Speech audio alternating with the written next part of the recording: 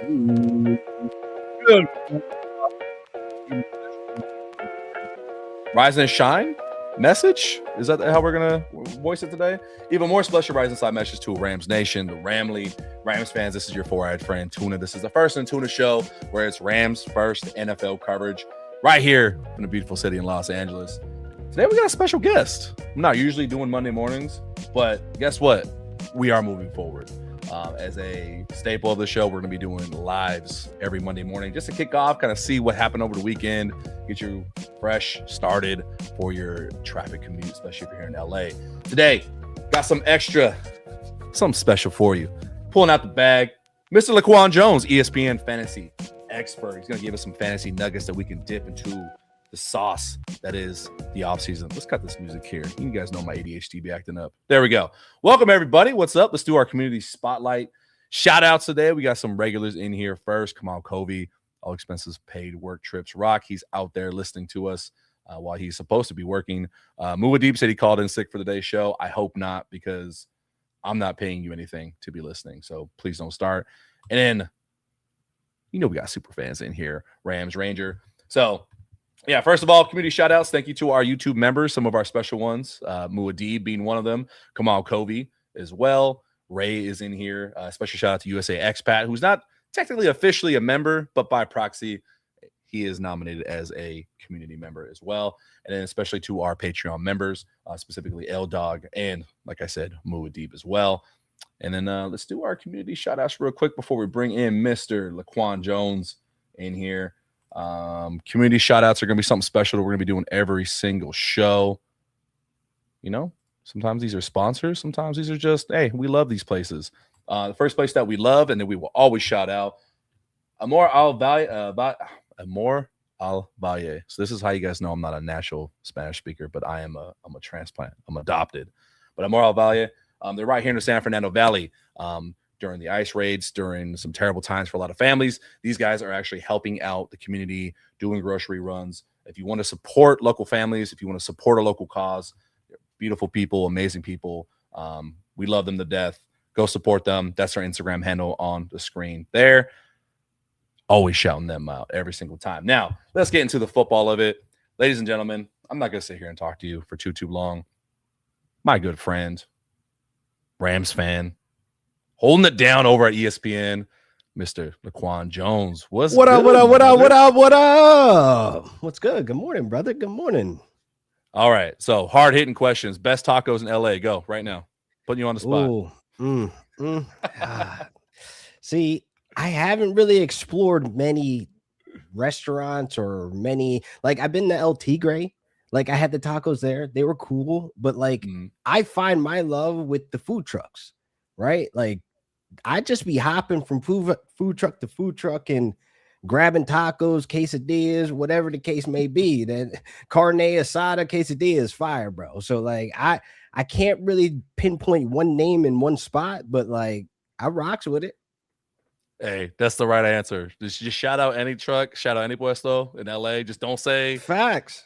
Don't say Del Taco. Like that one candidate. See, hold on. I knew that since day one. I had family out here before I actually officially moved out here to LA. They were in Long Beach, and they're like, "Cuz, do not go to Del Taco if you want tacos." Because I was like, "Yo, where should I go?" I'm just asking questions. "Yo, I'm trying to see what the hype about out here." And then they were like, "Here's where you don't go. Don't go to Taco Bell. You go to the food trucks. You go support the people out there that's working hard to make this magic, to give the hype of what these LA tacos is about, for real. Like I said, I haven't been to a restaurant or, again, El Tigre, but I don't remember the taste there. I just remembered a bunch of food trucks that I show love to, because, man, it get late out there. It's Rams Rangers. Taco Bell is U.S. #1 Mexican food. Commercially, we get it. If so people don't understand how amazing we got it here, especially in Southern California. Even in NorCal, and I'm from Stockton, you guys know that anywhere in California, you're going to get some of the best Mexican food across the nation. But here in Southern California, you really you don't understand how good you got it until you leave. I got a sister on the East Coast, and she's like, "Dog, I ain't had a like Mexican dish in years. Like, bro. That's what I'm saying. Listen, you talking to your boy that's from New Jersey. I didn't have Mexican food until I touched down here. And then it's like I see the different sides, right? Like you see how she says she ain't got no good tacos over there. Like it ain't no good pizza over here, bro. I can't find a bagel shop that hit like, you know, like Joe's over there back where I come from. Okay. Like I can see Tina's that. coffee, we got spots that got the bagels and pizza in the same spot, but like I haven't found a place out here that really got that pizza. That's that Jersey, like the sauce is made out of the can from scratch. The crust is like, bro, I can go in on pizza, bro. Like it's a special way that New Jersey puts their sauce and everything else in their pies. Because like out here, I feel like a lot is not the same effort. I'll say that nicely. Have you tried? All right, so I don't think my pizza game is as up as yours then, and then we'll dive into the Ram stuff here in a second. But Prince Street Pizza, that gets a lot of hype out here. I've had it a few times. I love it. Prince Street Pizza, yeah. Have you had them? Thoughts? Nope. I'm about to write it down. Hold up. Okay. Yeah, they got one in Street Pizza. They got one downtown. I don't know where else they got one at, but they've got a few spots on the East Coast. Bro, maybe. Look, show me around, bro. I'm trying to get some good pizza, bro. I've been here about 4-5 years. I have not found a spot that I think like has hit like back home. You know what? Next time me and my lady go hit Prince Street, maybe we turn to a double date and we get you some brownie points to get the wifey out the house. How about that? Pull up. Let's do it. Speaking of personal lives, let everybody know where they can find you before we get into the Rams feature presentation here and what you got going on and what you do, man. Listen, you can find me at Real Deal Fantasy on all social media platforms. And again, you can find me on Blue Sky, LaQuan Jones. I feel like we've hit all the social media maxes. I mean, like, is there another social media that we got to jump on next? I don't know. But I feel like I've been pretty good at Twitter and basically staying honest, and I haven't been as much on Blue Sky, but I'm trying to get back over there. So pull me back over there at LaQuan.Jones. There we go. And he is a top follow, especially if you just need some little, like I said at the top of the show, some fantasy nuggets to dip into some sauce. Yo, we in the fancy streets right now. It's getting wicked. It's getting wicked. It's starting to pick up because what else is there? We got training camp coming up, but this is where the experts. OTAs are this week, man. Things are kicking off today for some teams, and I think a lot of teams that are really, we got a lot of microscopes and eyes on some of these rookies like Carnell Tate. I mean, honestly, my eye goes to Skylar Bell over there in Buffalo. And then you got Chris Bell, who's trying to return back, you know, from injury. So my eyes are in Miami too. But there's a lot of teams that's starting up this week where I think the fantasy streets are going to be buzzing just off of reports from these beat writers. Let these fats know. Let these cats know. Boom. Little message for ourselves here for you guys. If you guys are in the chat, make sure you are dropping any fantasy questions. Top ones, we'll star them, save them for the end of the show. But I do have one from our good friend Malik up in Sacramento. He's got a financial agency firm. Big Ravens fan of yours as well. He wanted to ask, not Rams related, Baltimore Ravens related, Derrick Henry, King Henry. Does he got the juice? Does he have the offense? Got a new head coach coming in. Does he got the juice to be top 5 relevant this year? What do you think? Listen, I am not the man to take the crown off of King Henry. Okay. He is one of the ones, because look, I can admit I was loud and wrong about Christian McCaffrey last year, but with right circumstances that I had the red flags, you know, to go off of where I feel like, you know, I'm not going to take this risk, right?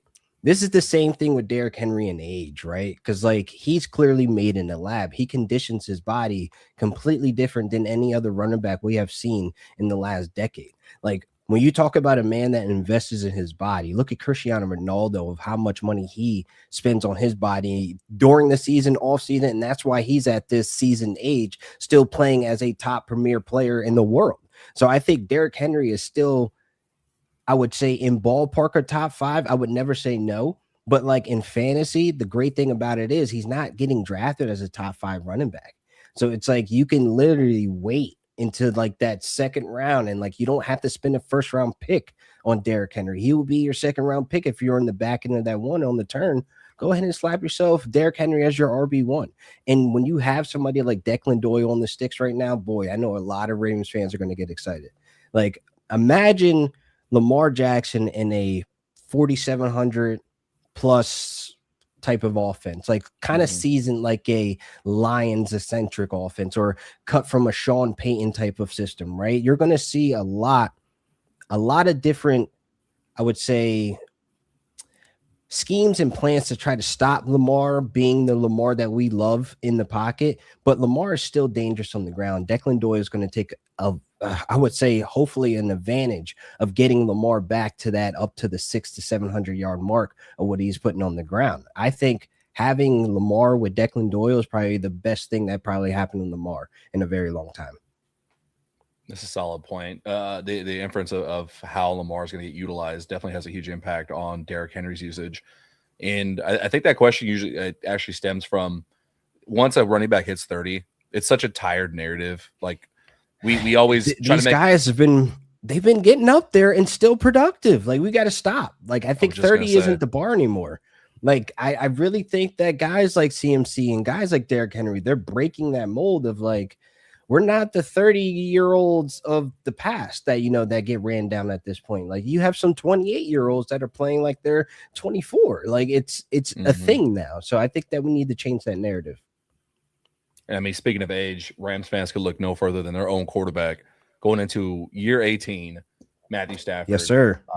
Like I said, let's transition into Ram stuff here. Guys, if you guys have any fantasy football related questions, make sure you're dropping them in the chat for Mr. LaQuan Jones. But today what we got, question about some running back splits between Corum and Williams.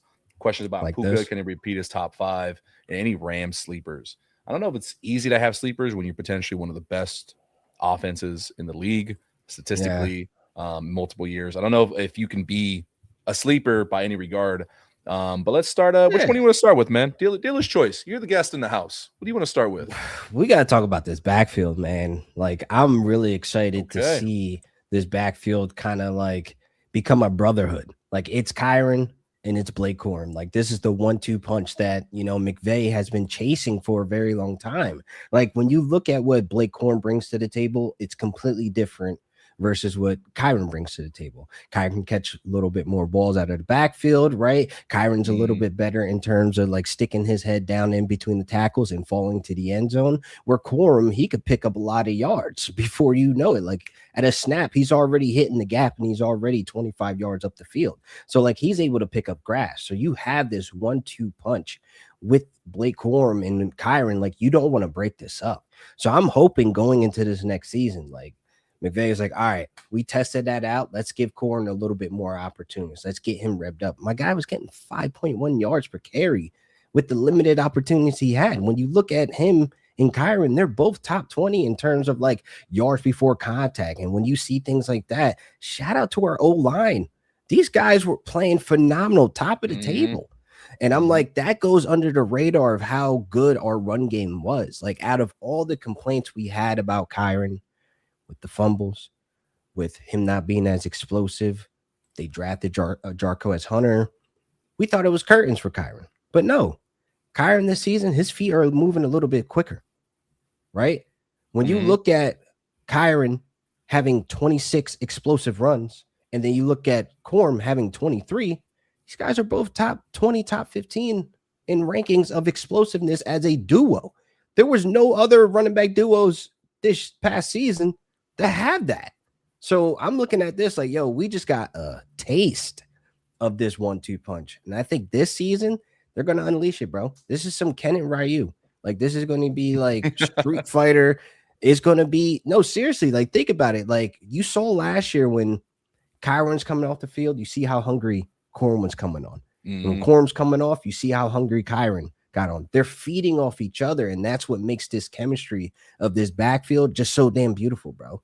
And it's just, it even scratched the surface, bro. Just wait. It's going to be one of those things that we're going to look back and be like, yo, this 1-2 punch finally happened, bro. The what I like to equate to, what a lot of fans get excited about Corum's potential, they look back to that first matchup with Arizona last season. That was his real breakout game. What was The it? stop, 150 drop, plus and roll. yards. The stop, drop, and roll where he broke off that run. You remember? The fall. That was The fall the was more celebration impressive. was wild. Yeah, the celebration was wild, Blake, but like it was funny as hell though. Stop, drop, and roll game. I was expecting him to dive in and do that, but he just straight just dropped dead and did it. He's on fire. That is. Do you think that's the best case scenario of what we're hoping for to see when you talk about this maximizing this Ken and Ryu type potential and being the best duo in the league? You mentioned some strengths that these guys have. I'll also mention Kyren Williams.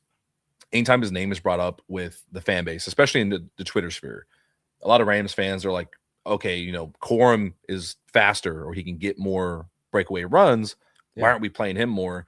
Kyren does a lot of this dirty work. He's, I'd argue like top 3, top 5 in pass protection amongst running backs. Top 2, not 2. You think he's best pass protector in the league? Yes, absolutely. Why not? I think we fiddle with this top 3, top 2. He's won. He came out of college and that was like that was on the utility belt. That was on his badge. Like, this is what I do. Yeah. Like, this is my best attribute. This is my best trait. I can pass block. Like, that right there is what's keeping him on the field. And I think that just having that value, you see so many guys out here. Like, I love RJ Harvey, but you see how he can't really get on third down because the lack of pass protection, right? That's why you still need J.K. Dobbins. But again, when you look at this backfield, Corum has improved as well as a pass blocker. Yes. So he's learning from somebody who's executed this at a high level for his entire career. So I think this is so beneficial of having these two together, learning from each other, being that they are both explosive backs. Like, bro, Kyren, to me, like, I'm so happy that they signed him because, like, he gives us a great night. Like, we might have some nightmares with the fumbles, but again, that was the past. But we sleep good at night knowing we have a running back that is going to be doing the dirty work for us and that we have the ability to establish the run at will. That's something that Stafford needs. Aiden, with a great kind of backup point here for you. Kyren in the red zone is almost a guarantee every single time. And adding more to those strengths, like I was leading into this little segment, not just the pass protection, his vision.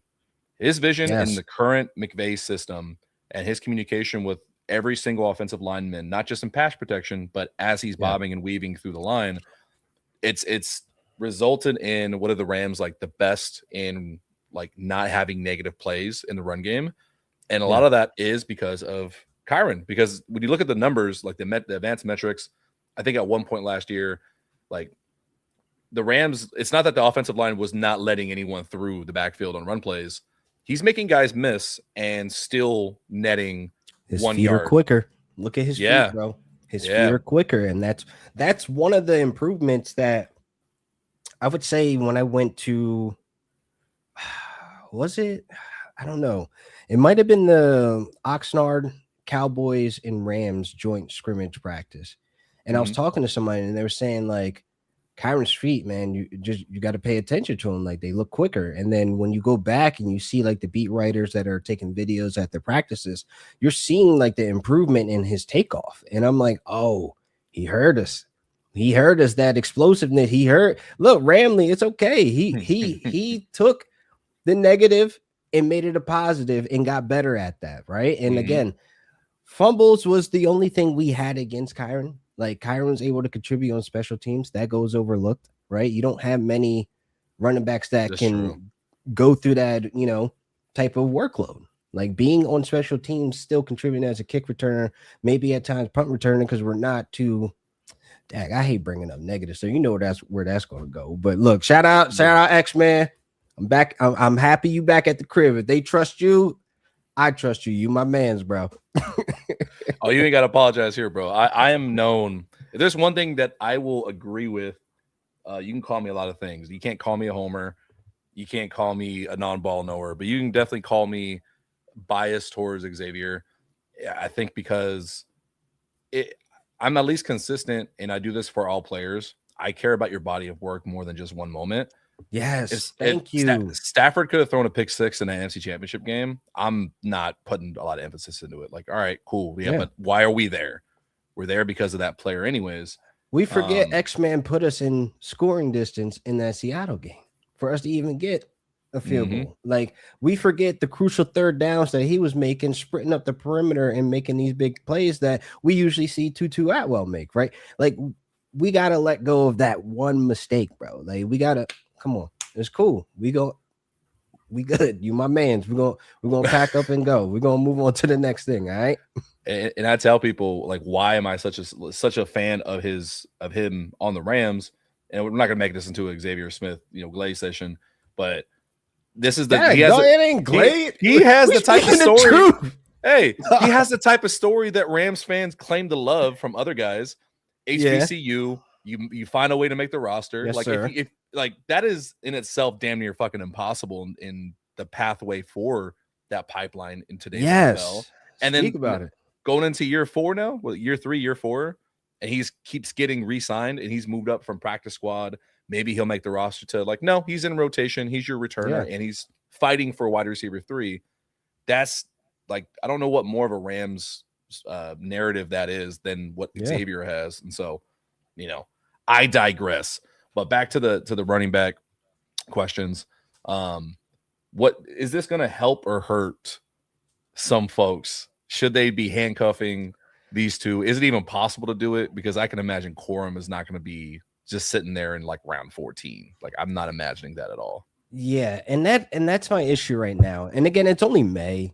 ADPs, they go up and down. By the time we get to August, I think that's where things usually settle down of where guys are really going to go. Like right now, he's going in the 8th round, Blake Corum.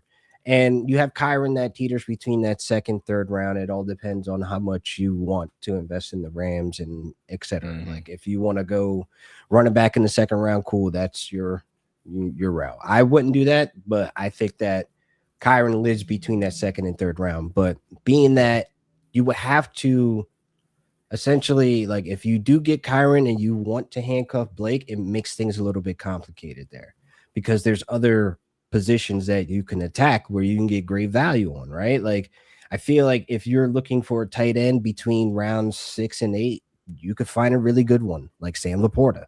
I would rather my 8th round pick be Sam Laporta than Blake Corum, right?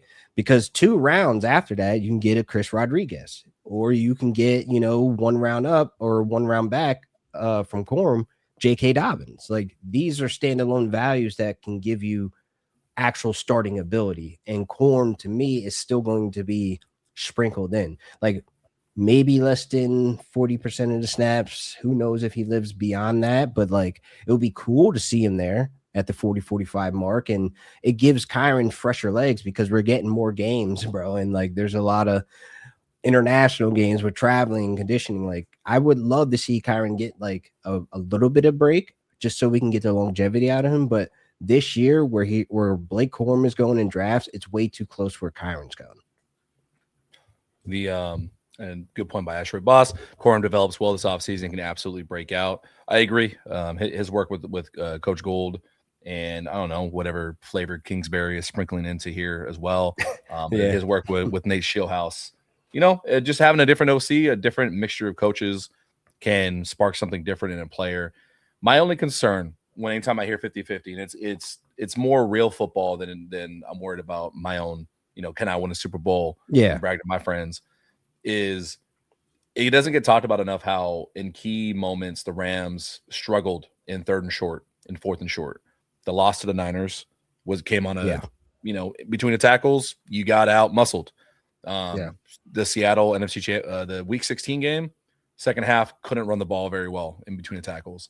Does this kind of split based on how McVay coaches? Do you think that this is more of a help that you're just completely excited about? Or is there cause for concern, you think, about like trying to find the hot hand and just doing too much mixing and matching? It's like, fuck, you should have just stuck with Kyren. Is there any cause for concern about that debate? 3rd and short, definitely. Like, there was times where we gave Corum opportunities because Corum in college, like a lot of his red zone duty was like him in between the tackles or bouncing outside. But like we've seen Corum get stuffed in some of these situations as well, being that he's a smaller frame guy than Kyren. And Kyren usually he's able to just fall forward. Like we bring up examples of where, he got punched out, fumbled on the goal line for the 49ers game, right? And like situations like that are bound to happen, being that he's doing it at a higher clip. And there's times where maybe I'm like, maybe Corum should have took that because he was more fresher. He wasn't on that drive. Like he could have came in and thrown them off and maybe they wouldn't have, stuffed the middle. But from what I remember from that drive is like Kyren was in there the whole time. Like there was times where I was like, maybe sprinkle in Corum here and there, but that's kind of hard to really, I would say, make that decision because like you said, it's hot hand or not, but like it's like in these situations, I want to protect Stafford at 100%. I want to establish the run a certain way and do X, Y, and Z. Kyren can do that. He's an all-around back. So it's like I get in those moments where it's like, damn, I wish Kyren kind of came out these last 3 plays. He probably would have bust that one off for another 20 yards. Like there's always going to be situations like that. And I think that's really hard, for McVay, Cliff Kingsbury, Nate Sheehaus, whoever is going to be making these decisions on Sundays. But how I see it, don't completely ignore Blake Corum. Do not have him sit the first 6 weeks cold and then expecting him mid-season to be up and go, like ready to go. Like I need this, what we saw the back end of last season to kind of continue this season. I agree with that to a degree, just because you don't really know like what they're going to need to adjust to. Just like with the 13 personnel, with the tight ends became a need. I don't like, was that their plan all along? Like, was it just there as a break glass in case of emergency, or was it like, hey, at some point we'll dabble with this? And it's actually a decent transition because I do want to ask you, based on the Rams offense, one, how we both actually feel, but we got to talk about the reality of it. Can the Rams produce another number one offensive output based on what they're looking like right now heading into camp? Do we feel good about it? And throwing this one in here with the tight end room, since there's like 18 tight ends on this roster, should we be drafting backup tight ends like handcuff running backs if you're playing Rams players? Yeah, that's crazy that we're at this point. No, seriously, like I wouldn't be surprised if we see 14 personnel, bro. Like I'm dead ass, like, with Puka, yeah. Like I'm just like I'm just so like surprised that again we have this many tight ends on the roster, but each of them serve their purpose. Like Parkinson has shown us he could be clutch, right? Davis Allen is a decent blocker, right? And then he can make plays down the seam. You look at Terrence Ferguson, we're getting super excited for Fergie time. Like I'm waiting for him to really get unlocked, right? Like I see what we were doing last year, like bringing him on. And then we got to remember he was a little banged up during training camp too. So like I'm excited to see what he does next year. But I wouldn't be treating Rams tight ends like as handcuffs or even like targets in fantasy drafts. Don't kill my dream, bro. Here's the thing. Back in 2019, right? And this is when, the Rams were kind of like, what's going on? This is kind of weird. Like you got Goff, Brandon Cooks, he dealt with injuries. Woods, I think it was Kupp that was injured that year. But whatever happened, there was a lot of injuries, and Tyler Higbee ended up having that 5-game stretch where he was our go-to and he was going off in fantasy. But I'm like, guys, I've been saying this for a while. We cannot draft Rams tight ends. The last Rams tight end you could have drafted was Jared Cook. That was so long ago. They're not a tight end friendly offense. It doesn't translate for fantasy. So it's that following year, everybody was like, yeah, McVay is a former tight end coach. Yeah, but he has this vision for the freaking 3 wide receiver set. Okay. He's in love with it. We almost had 3 wide receivers eclipse 1,000 yards. If Kupp stayed healthy, there was no way you were trying to figure out if Robert Woods was going to bang off for 100 yards this year, or if it was 100 yards this week, or Brandon Cooks this week, or Cooper Kupp. Those first 6 to 7 weeks, it was like, oh, these guys are on pace to be like the first ever, like 1,300 yard 3 wide receivers. Like that's how good that offense was. But until injuries happened, that's where, obviously Tyler Higbee stepped in. But again, you cannot draft a Rams tight end in fantasy. It's going to be a roller coaster each and every week trying to guess when they're part of the core plan. And like you're going to be ripping your hair out because you have 4 Rams tight ends on your bench right now because one had 20 points one week. It's kind of frustrating. And then there's always the outcome where you do have Max Clare, you do have Terrence Ferguson, then all of a sudden it's Davis Allen going off for 4 catches and 100 yards. And you're just like, okay, I'm done with this experiment. Listen. I asked that because last year it got so we had for the pod, we had a 14-man league. And if you've done 14, it's slim. I'm a 12-man league, man. I'm a 12-man only. We want to do something a little different. Pause. It sounded wild for a second. It's a regular thing. Trust me, somebody here in the chat will mention it. Yeah, slim pickings. The last month of football, bro, I was running 12 personnel. I was going into each week each matchup, just double tights. I had to. So it is a valid question for those deeper leagues. Yeah, I tend to agree though. My friends that reach out to me that ask like, hey, which Rams tight end? Like they want insight. Like I know. It's the same. It has been the same answer for years. Where it's like, okay, you can have Tyler Higbee, but just put him on your bench as a unless it's the Giants. For whatever reason, he goes off on the Giants. Like if you play in the Giants, you play Tyler Higbee. There you go. Does he not like him? Is there history there? I don't know. I don't think he just plays good. I don't know. It just happens. We know how you feel about the tight ends, but with the wide receivers, and we actually had a few comments in here already about folks being worried about the wide receiver depth. Shout out to Asteroid Boss. Good to see you again in here, bro. The only concern I have on our offense is wide receiver depth, but it's very minor. We'll just turn this next segment into just kind of wide receivers. But I was going to ask you, we love this team, and so we sit here and think, yeah, of course, Puka is the best, and he's going to be the best all the time. It is very hard to replicate what he did over the course of 17 games. As a matter of fact, he didn't do it in 17 games. He missed some time and still put up those numbers. So when you do something special like that, is that replicable? Do you see Puka being a top 5 guy again? Could he be a number 1 wide receiver? And we'll just tie in all the receivers. Like, is there someone you really are expecting to be a breakout candidate? Is it Mumph? I saw somebody drop that in the chat. Is CJ Daniels just that guy off the rip? Talk some wide receiver to us, bro. You are the fantasy king. LaQuan Jones, ESPN, if you're just joining us. Going to break down some Rams wide receiver fantasy talk. Now listen, Puka to me is the best wide receiver in the league, hands down. Mm-hmm. And agreed. That translates to fantasy to me as well, because what makes him the best in the league is based on the volume that he's getting, based on what he's doing after the catch, based on him just being the most physical wide receiver out there in the land of football. That translates well to fantasy because, again, he's getting the yards. We're starting to get more touchdowns. And I think that, again, when we look at the first round, like in the first 3 to 4 picks, obviously you have this year Gibbs and Bijan teetering between 1. So when you're at 3, the 103 or the 104, you have a shot at Jamar Chase or Puka Nacua. If I'm at the 103, I'm taking Puka Nacua. If I'm at the 104, I'm pretty sure whoever's ahead of me, they're probably going to teeter between Chase or Justin Jefferson, who's now moving up in the ranks with Kyler Murray. Puka, to me, just based off talent and volume and situation, he is the number 1 wide receiver that should be off the board this year. And I think when you look at Devontae, what he brings, we kind of have an understanding of what his role is, right? Now we look at the wide receiver 3 slot.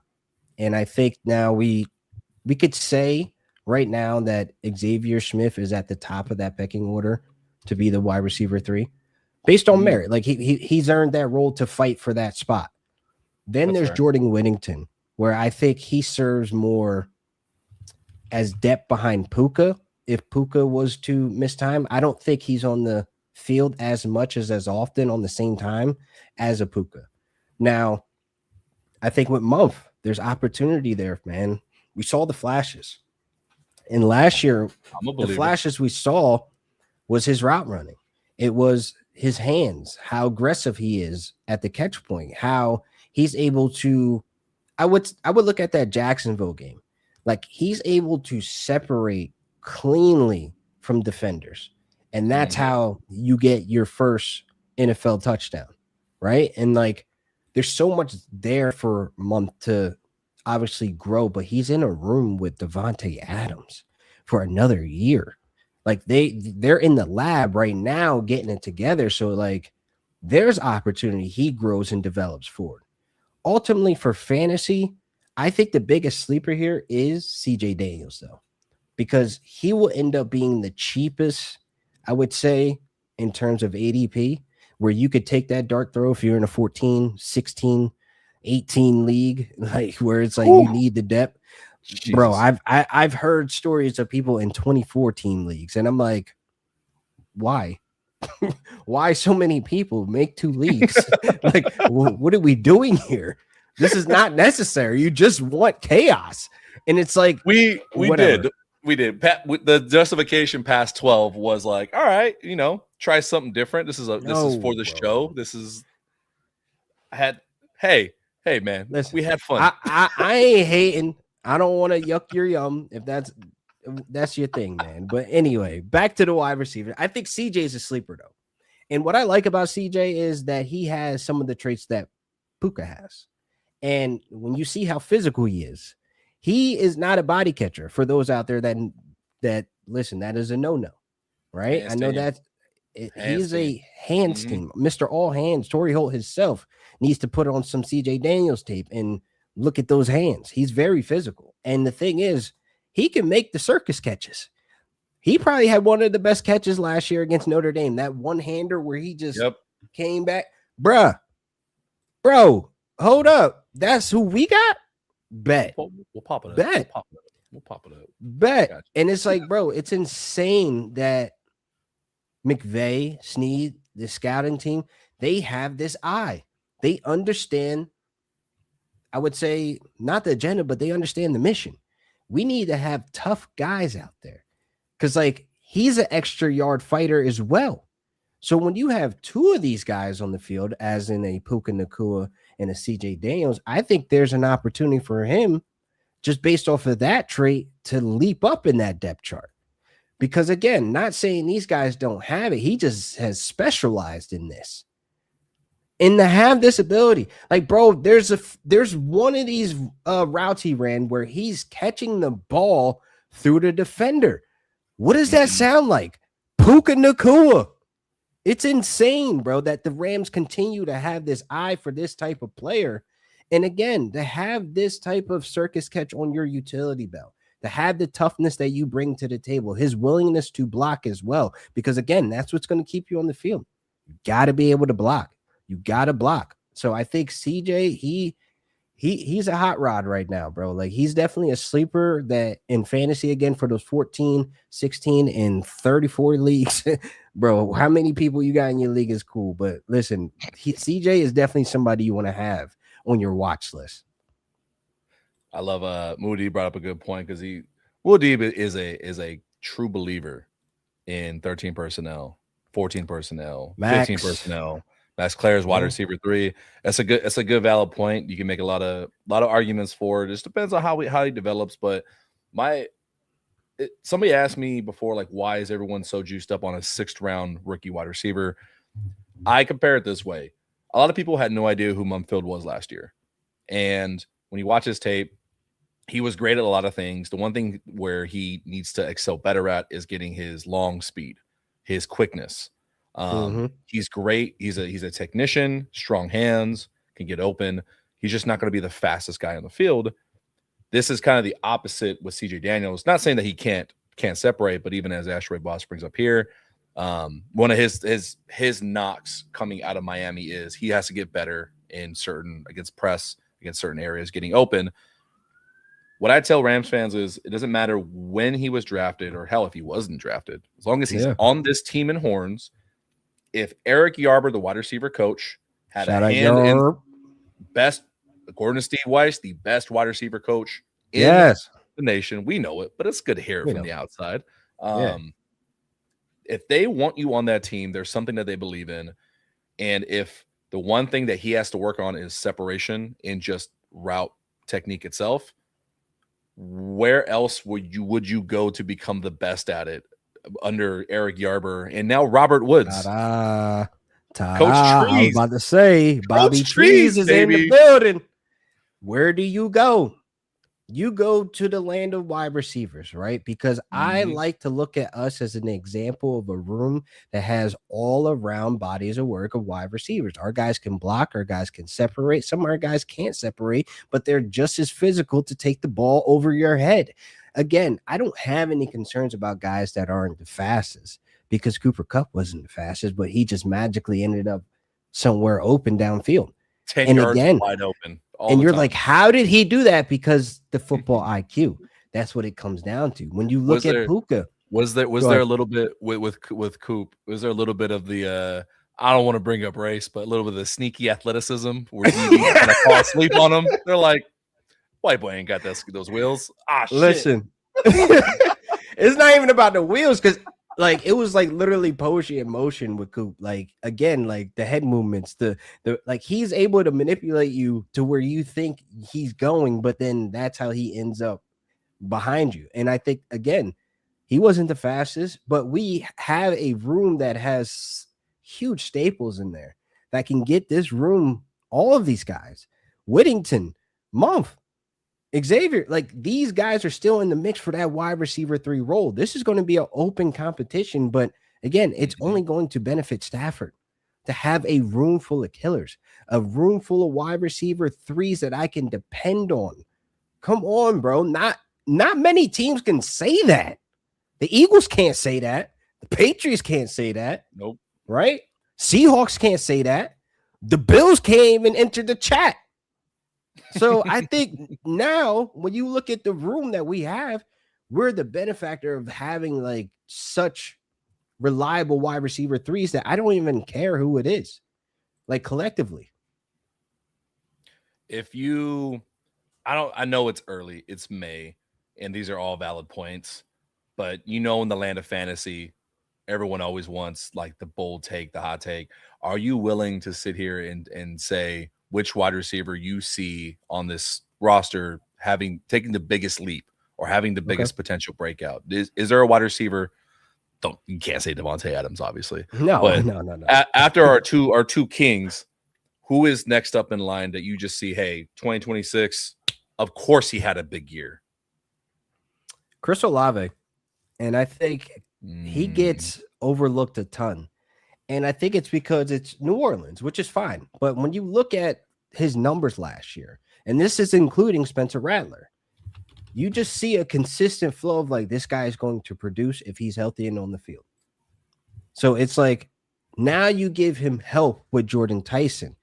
You look at the production he was doing downfield. This guy gets his yards in chunks. There's some opportunities thereafter to catch with him as well. But again, you're getting him help with Jordan Tyson. So I think a lot of people are moving Chris Olave down in their eyes of like, well, the target share. Bro, Jawan Johnson was out there holding his own with Chris Olave. And it just obviously showed that they're one of the more scrappier offenses, but they needed help. They needed more firepower. This run game was pathetic. Like this run game was god awful. And most of the rushing production came from Spencer Rattler and Tyler Shuck in scramble drills. Like, you got to understand, this man needed help. And again, now you're adding somebody like Jordan Tyson. You better watch out.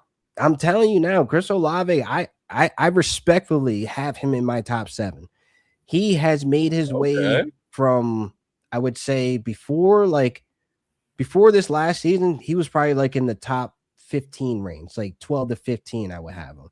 But after this season, bro, it's like, oh no, you got yourself a quarterback. You got somebody like Kellen Moore on the sticks that can really get this offense kicked off and going. Like they're walking with a different swagger right now, bro. So watch out for Chris Olave.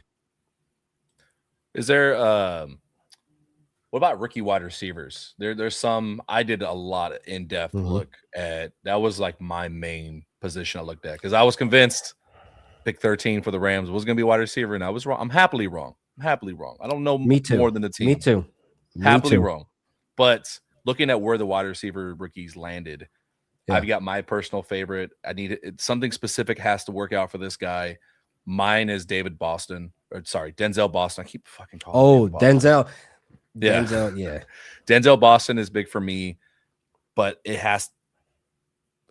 can't be Deshaun Watson at quarterback. It's a hot take. I don't think Deshaun Watson is going to be able to recapture his magic. I do think Shedeur has to be the quarterback for Denzel Boston for him to see fantasy relevancy. What's your take? Is there a rookie wide receiver that landed somewhere that you're like, that's something to just put him on your team? I'm not saying he has to be a top 10 round pick, but like, hey, watch out for this guy. So if it isn't Tyson, I think Lemon we can consider is somebody going outside the top 25. Because like the situation right now, it's May. AJ Brown is still on the roster. So you can't go adjusting ranks because what if the Eagles pull the rug under the world and they keep AJ Brown? Do you understand how crazy this offense would look? It's a hell of a trio. My God. They're walking to their way to the NFC Championship. So it's like, I'm not going to make any adjustments on Lemon, but I'm not going to draft him in fantasy just based on I really see him more as a slot wide receiver for the Eagles as of today. And I know he has the ability to play out wide. And I know he is a willing blocker. He has that toughness to him, right? He's going to get those extra yards. He's going to make the flashy big play, right? He's going to take off. But in terms of where he's going to be aligned, I'm not quite sure. That's going to be a consistent clip each week where he could be fantasy relevant in starting lineups. So he's an interesting topic right now in the fantasy streets because we don't really understand or know where to rank him based on the AJ Brown thing. And again, if he's a slot wide receiver for them, we've seen Jahan Dotson, Olamide Zaccheaus in that role, and they've kind of been just afterthoughts. And that's because of AJ Brown, Dallas Goedert, and Devontae Smith, which each week it's different with these guys of who's going to be the highest scorer fantasy wide receiver or tight end that week. So it's like there's a lot of conversation and a lot of ironing out and see how this plays out until camp. Because June is that's the target date for AJ Brown to be shipped.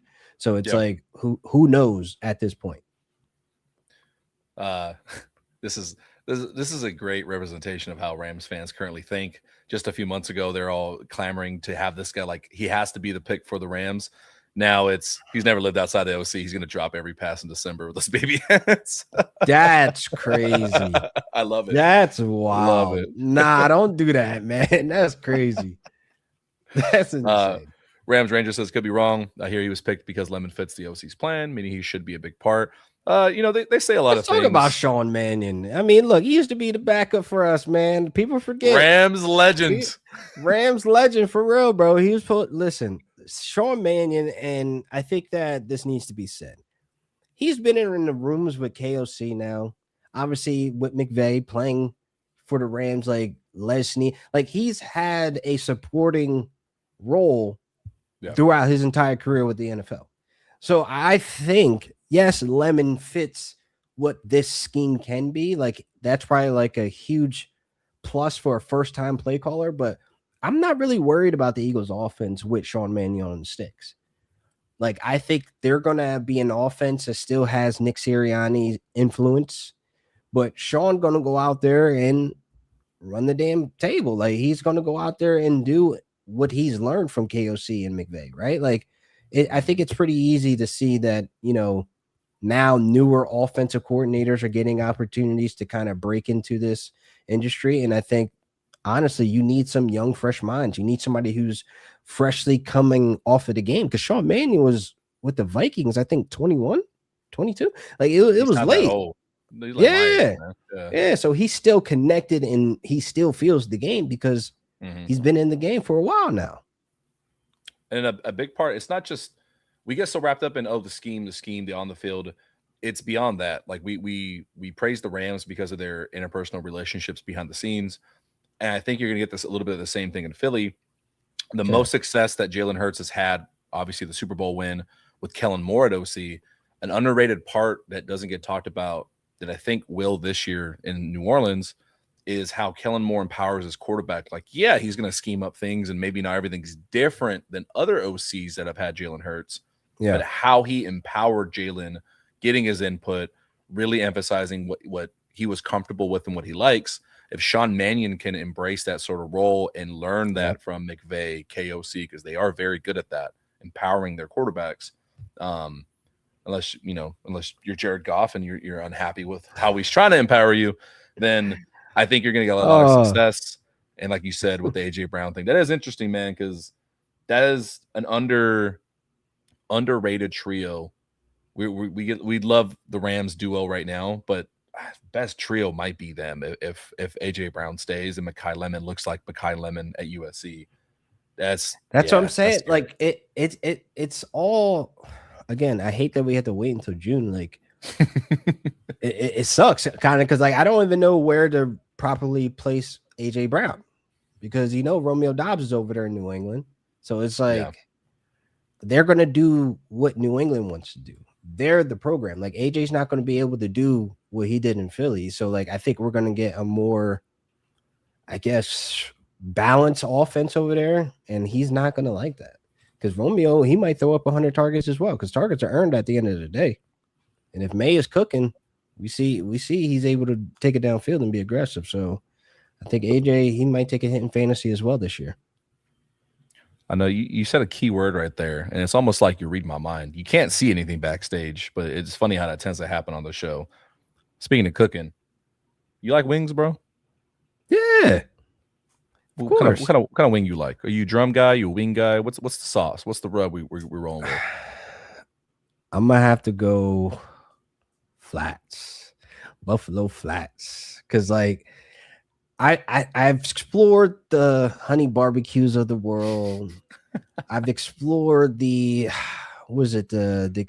Korean barbecue on some wings. I'm just a basic dude, bro. Give me some flats and some buffalo hot sauce, bro. It ain't got to be too complicated. You said flats. See, I'm a drum guy myself. Little drum line.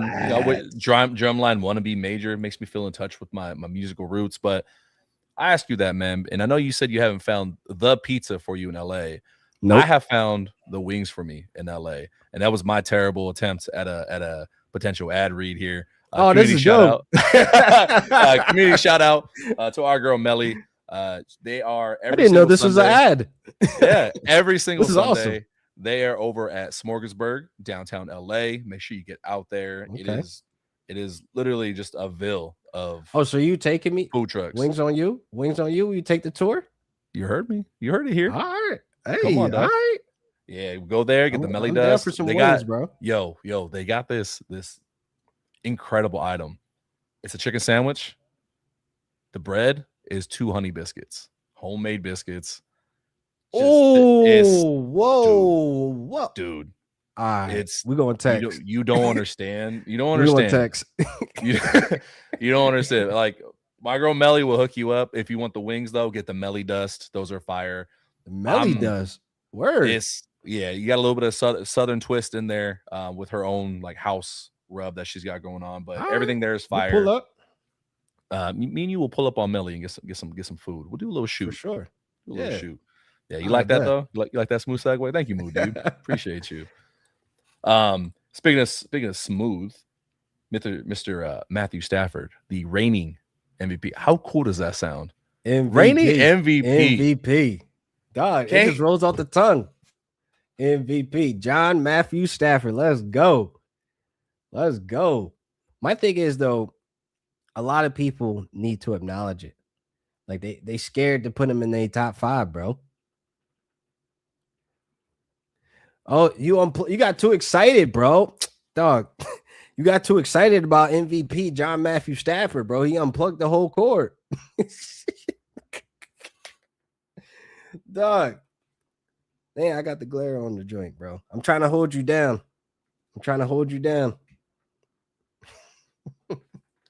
But listen, chat. Matthew Stafford, MVP, fantasy. I got Matthew Stafford in my top 12. And I think, honestly, why not running back another MVP campaign? We got the help. We got the tools. I think the mistakes are gone, but I really think that Matthew Stafford to me is a top 5 quarterback in every conversation in real life football. And top 5 in fantasies, that's not off the table either. We have our version of the tush push that they call it with Devontae Adams constantly putting up 6 points on the board. And that's all that matters to me. And that keeps my quarterback healthy and standing upright. Right, Pierce? Am I here? Can you hear me? Yeah, I got you. I held you down, bro. I gave him a little conversation about why Stafford could be MVP again.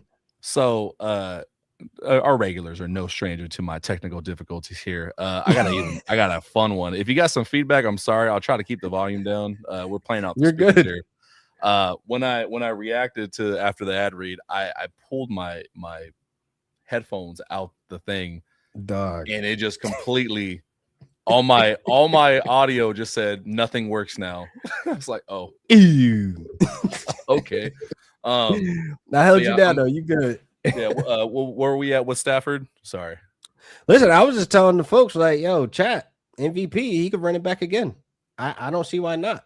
When we have the tools, we have the scheme, like whatever you want to call it, the additions on defense, bro.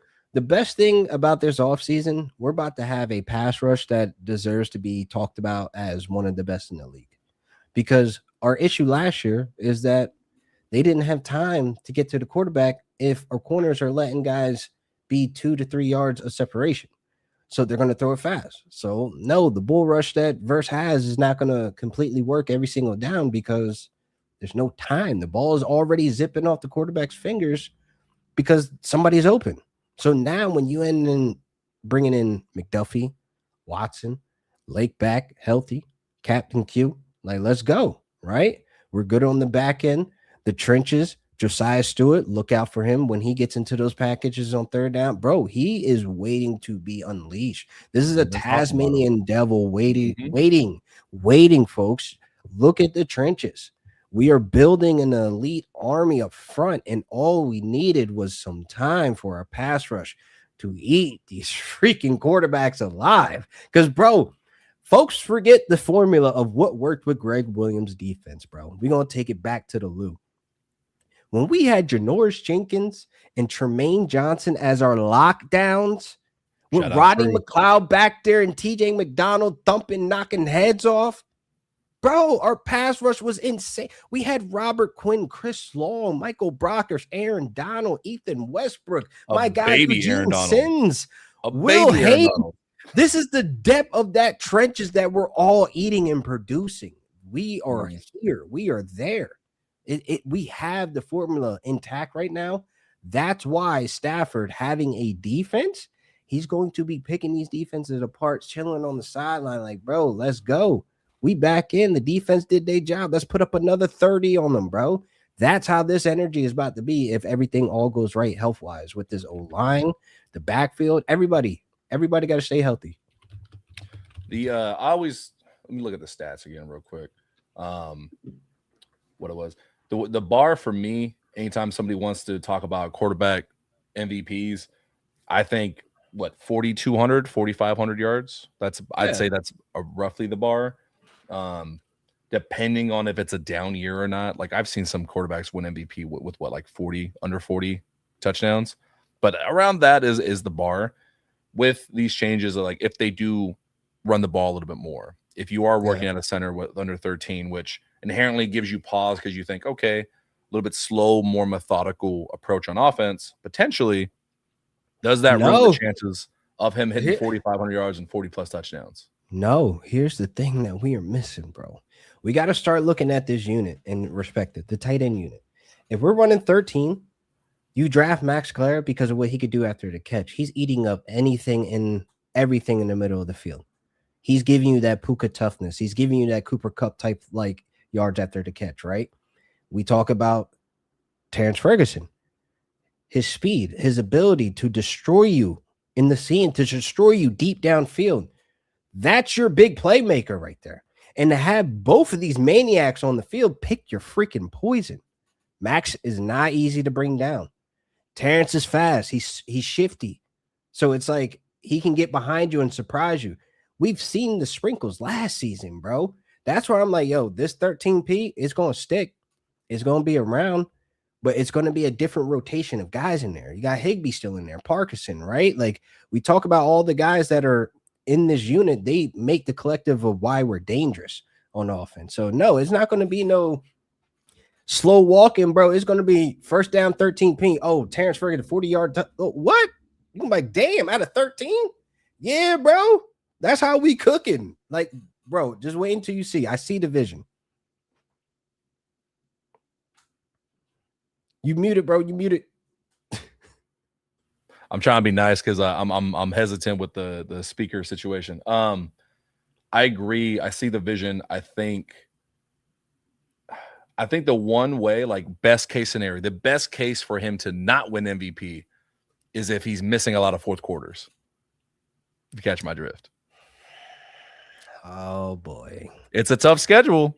It's a tough schedule, and this is where we'll get into not individual fantasy, but just the Rams' outlook on the season, and then we'll sprinkle in some other NFL positions I want to ask you about, and I'll let you get out of here on your busy day. But on paper, man, all these little pieces we're talking about with the offense, you've already mentioned the defense a little bit. On paper, like people are already projecting this as a 12-plus win team, Super Bowl favorite based on a lot of odds.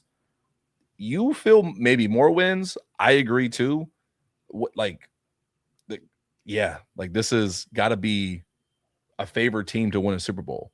And with that, is there a potential with the tough schedule, with the traveling, that they do blow some teams out? I saw, Bad Mofo Ram fan, he's okay with it getting, blowing some teams out the water, and I agree. Yeah, absolutely. Is there a potential where you do see this shit work so well that Stafford is sitting and we're getting to see Stetson Bennett tear it up for a quarter or Ty Simpson tear it up for a drive or two?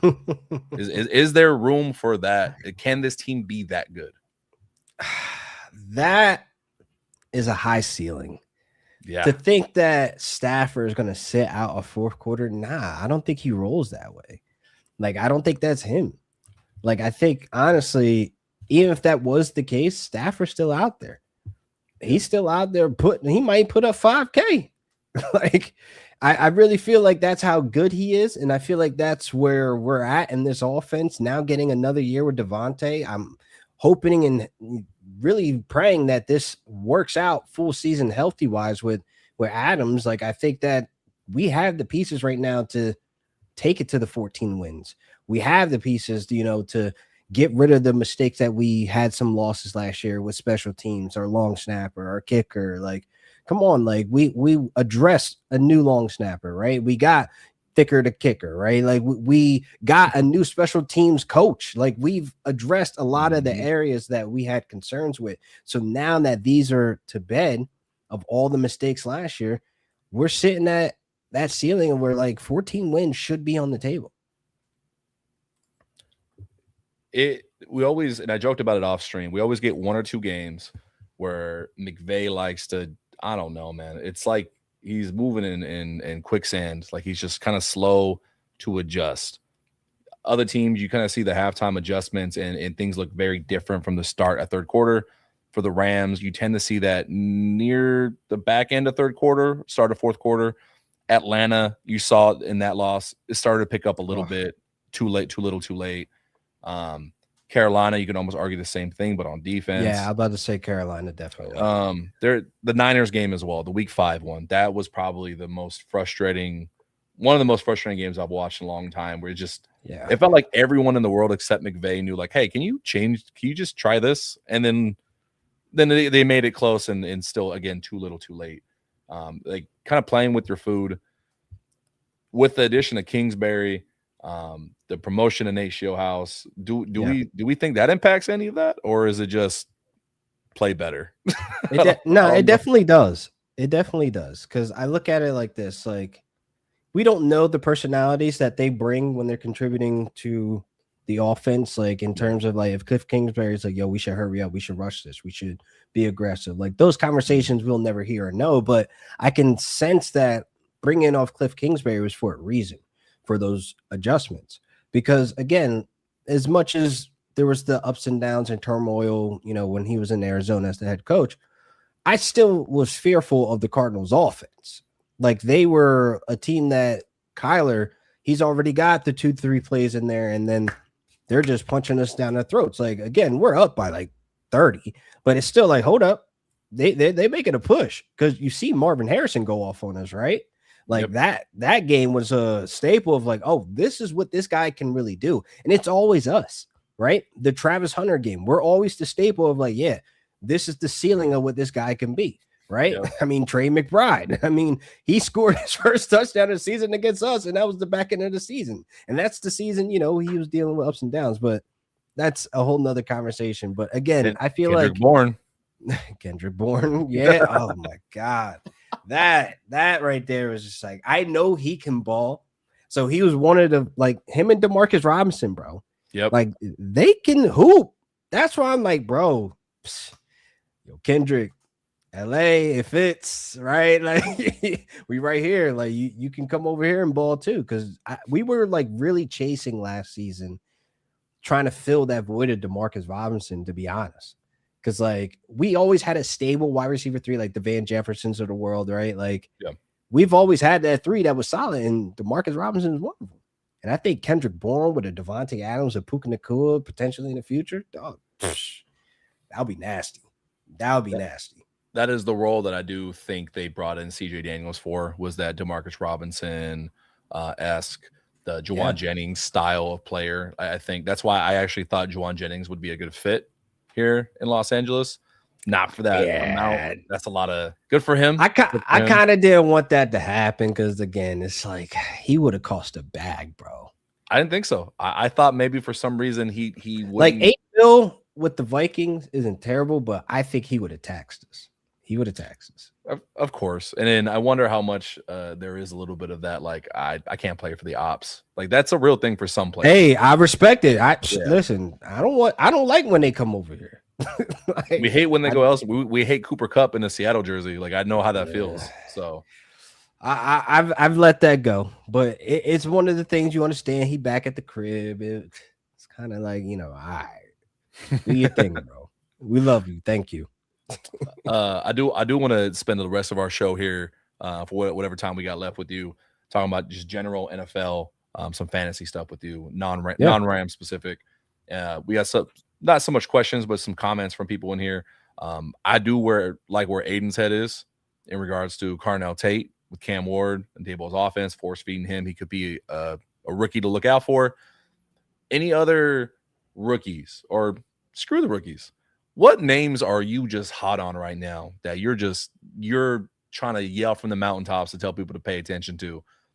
For me, I do agree with Aiden. That's why I brought that up. It's because I think the Titans can win the South. I think there's some special stuff brewing there with Cam Ward. I am a believer. I've drank the Kool-Aid. What Kool-Aid are you drinking around the league right now, man? Cam Ward is probably, his ADP right now is QB 23. So you're roughly looking at like the 12th round. And that's like way later than most teams or most players wait for a quarterback. Like, usually you're grabbing your guy in 5 through 8. And then you'll get the guys like Dak and Herbert at 10. And that's kind of it. Everybody else you're looking at like, Cam Ward is going to be a top 15 fantasy quarterback.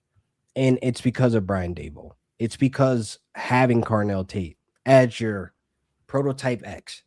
But he has the versatility to play in the slot. He has the versatility to punish you on all 3 levels. Brian Daboll has that. Now you have Cam Ward that last year, the numbers don't look great. There's not enough wins on the column, but just watch the tape of him playing. Just watch the things that he's doing. Watch him against the Seattle Seahawks. Watch him against the Rams. Cam can play at a high clip. It's just a matter of them getting weapons, structure on the O-line, a consistent run game. The Titans made these adjustments, folks. Cam is set up for success. And now I love that they reached out to Wan'Dale Robinson, bro, because that gives him a reliable security blanket. I love that Calvin Ridley wasn't shipped off into the abyss because I still think he has great football in him, right? Now let's add in a Gunnar Helm. Let's add in a Nicholas Singleton. Remember the name, folks. Thank you.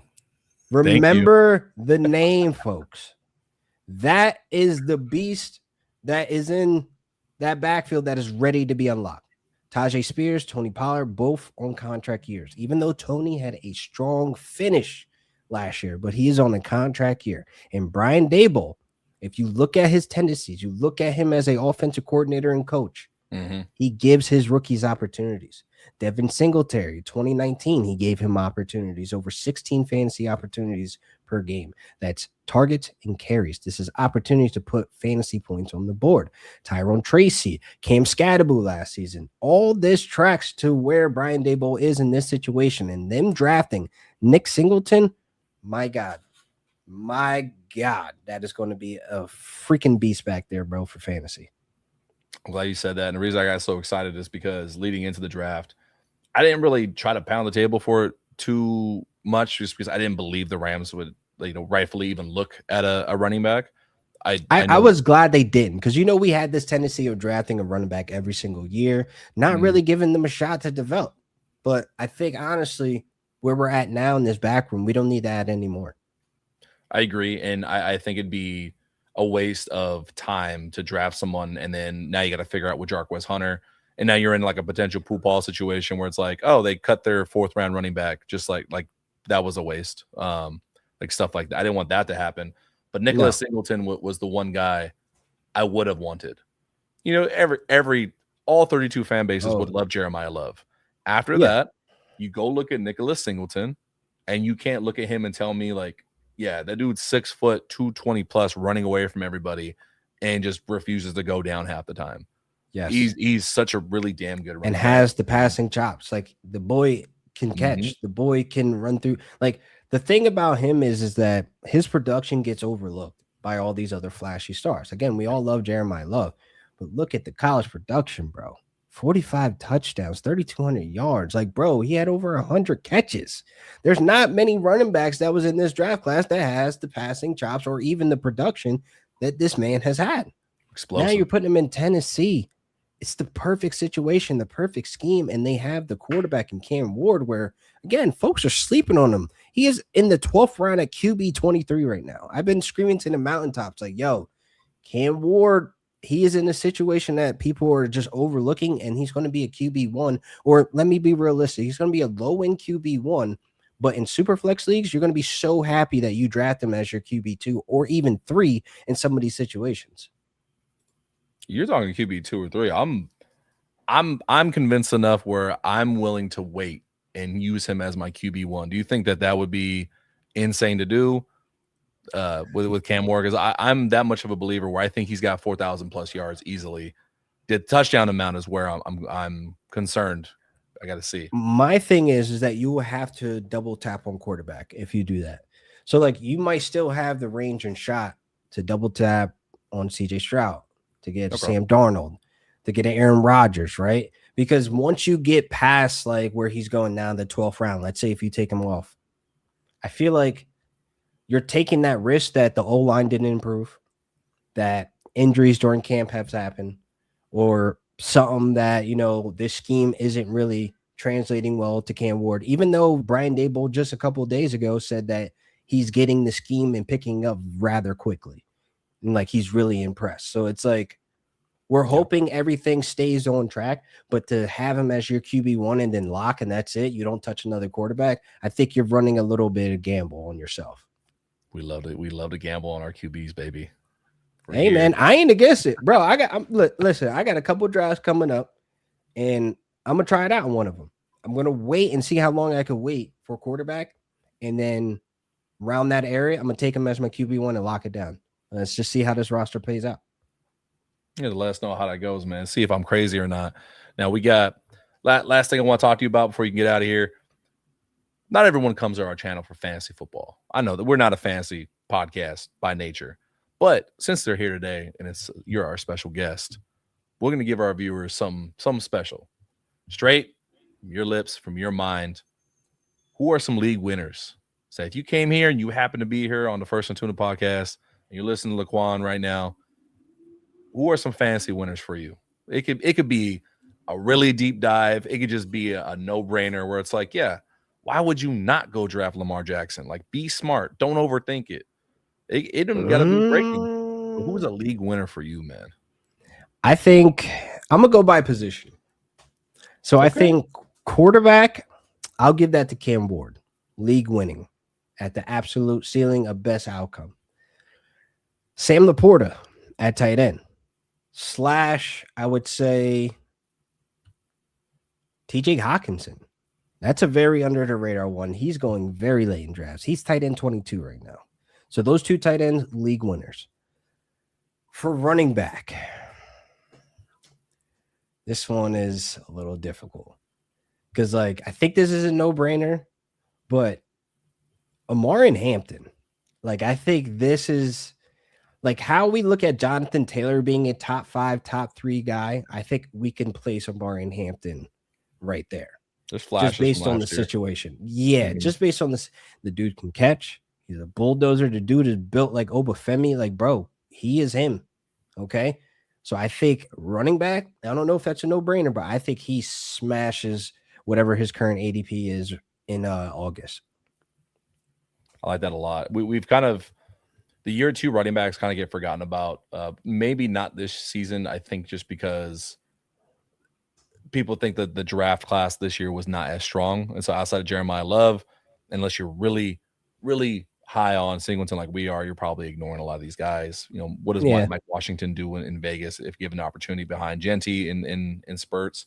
But I do like that a lot. And Moody asked me what are my who's on our board. I don't know. Depends where I'm picking at. But I will say I agree with 2 of those.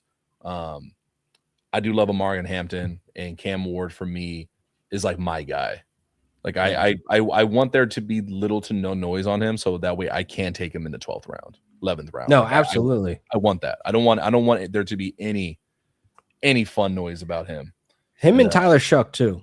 Like, I like those 2 late round quarterbacks because I think Shuck takes a step forward, and we saw the flashes last year. And again, the connection with him and Chris Olave, and now the help. Excuse me, that is going to be phenomenal. And then Aiden does send some love your way, man, for all the fancy advice and on TikTok Live as well. Hey, I'll be back on live soon, man. I listen, I'm trying to get through these rankings. My quarterbacks are done.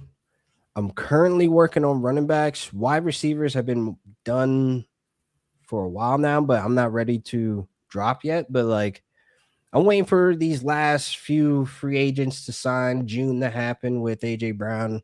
Yeah. Then I'll be back in rotational live. There you go. Make sure you guys are following him on TikTok, Instagram, Blue Sky, everywhere. Facts. Everywhere. MySpace. Fantasy. You're still on MySpace, bro. Don't say MySpace, bro. Don't age me like that. Dog, you in my top 8 was good. He's on Yelp because he's serving up fantasy advice. No, we'll go out this way, man. If you guys aren't following him, make sure you follow him on everywhere. He is honestly, I'm not gonna lie, you're the actually only place I get fantasy advice from, because I can't get advice from too many places. Otherwise, I get overwhelmed. I overthink. I just need one voice on the outside to either confirm or to put to rest some nonsense that I think usually spot on, man. So I do appreciate all the advice. Draft Malik Neighbors. Even with the scare about the scar tissue nonsense coming out. Buy the dip. It's a common surgery, bro. It's a cleanup to get the scar tissue out there, to relieve some stiffness, to get motion back in the knee. Like I had to ask some folks. I had to ask some big dogs in this medical field where I'm like, am I wilding for thinking this? Like, I just want to see both sides of the fence. Like, I obviously see the red flags of like, maybe this can go wrong, but I want to hear the good, because the entire reaction to this was like, oh no, this is bad. 3 years in the league, his knee is cooked already. Like, come on, bro. Like, it's not that big of a deal. Yeah, I didn't want to make it sound like even Tristan said it was just a scope. You usually get within a few weeks. So shout out to him. It's always funny. You're walking the same day. Yeah. From what I heard, you're walking the same. Like, bro, like I'm not going to react like that. If the fantasy streets are going to react like that, buy the dip on Malik Neighbors. Yeah, let others fall for the propaganda. You guys heard it here from LaQuan Jones. Now, I don't think I've asked you this on stream, but we'll end here. You got a conspiracy theory you believe in? You got anything good? You got a fun one? I don't think pigeons are real. I actually have a friend who thinks that. You've never seen a baby pigeon. You can pull up whatever Google. Shout out G-Man J. You've never seen a baby pigeon. You've seen the adult ones all the time. Where the babies at? Where the young? I haven't seen a teenager one. Never. Yo, neither of you. I'm crying. I mean, look, I don't pay attention to pigeons. Like, I feel like why would they? Like he thinks there are cameras in them. Like he's. Hey man, we just found out the Cars for Kids thing was a scam. Like I don't know anything anymore. Oh damn, yeah. That brought back some nostalgia because I'm from New Jersey. I used to see that all the time. So that's what's crazy. Like I'm like, wait, hold up. I heard that on the radio. I seen posters. Yeah, folks with T-shirts. Yes, and I'm like, oh damn, that's crazy. Hey, it's a crazy server we living in right now, bro. I don't know what to tell you. I don't know who's modding this GTA server, bro, but they're having some fun. We got so much before GTA 6. Isn't that crazy? Bruh. That's insane. We got aliens before GTA. Like how? Is that yours? Is yours aliens? Like what's not the CIA did nah, this. Like, I mean, no, like you got a fun conspiracy theory? I don't actually. Like I feel like the pigeon thing is like too well known. Like you're not the first person to tell me that they think pigeons aren't real. Like where did this come from? Like did we not like watch Hey Arnold, Pigeon Man? Like you mean he's fake? Like you remember Pigeon Man? I haven't thought about that since you just said it. Dog, when he flew off in the sunset on the pigeons, I thought that was cold, bro. Like people was making fun of that. Yo, that joint was raw. Like, bro, he just was like, dude, didn't they carry him off by the jacket sleeves? Yeah, bro, that joint was raw. Like that, folks be clowning Pigeon Man, bro. Like, shout out Hey Arnold. It's the first. You about to pull it up. I'm about to pull it up right now. Yo, you said it was the first thing that popped up. I googled Pigeon Man Hey Arnold. It's the first photo that popped up.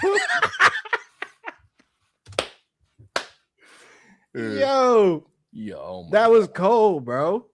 When he did that, I thought that was the coolest. He had a fucking damn near parachute from them here. But bro, it was fly though. Like, dog, look at that. Yo, that's fire, bro. When I seen that as a kid, I thought that shit was the coldest shit I ever seen in my life, bro. It's like, damn.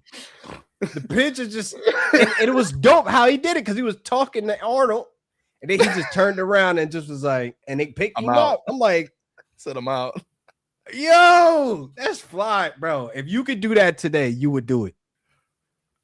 I would. See, I would. I'm trying to train the crows out here in my neighborhood. I'm in the valley. There's crows, man. They're smart as hell. Crow man, go ahead. Trying, bro. I'm trying. Oh my god. Yeah, we gotta leave on that note. That's insane. Yo, all right. Shout out Pigeon Man. Shout out Pigeon Man. Shout out to you, man. LaQuan Jones doing his damn thing. ESPN. Appreciate you having me, bro. Fantasy expert. You got a message for Rams fans, man? And we out here. Hey, we're gonna handle business. This is ring season. I mean, honestly, look, the future's looking bright. I believe in the Ty Simpson pick. I believe in McVay. We trust. I believe in Snead and his decision making when it comes to draft day. He's the reason why going in the draft we could be cool, calm, and collected. I don't care who they bring off the board because we know them to draft some killers. So look, I'm excited for the season. Listen, we shooting for 14 wins, bro. You said 13. Let's go higher. Let's 14 wins, bro. That's my expectations of what we have in place right now. You guys heard it here first. He's saying the Rams are going to go undefeated. No one's ever going to miss a game. Stafford's going to be MVP. They're getting all the awards. Nah, that would be there's no reason why you can't have a storybook season. And as we zone out here with our outro music, we're on the road to another Super Bowl here in Los Angeles. LaQuan, thank you for joining us, brother. I appreciate you. Go stay on stream while we zone out here for the fans.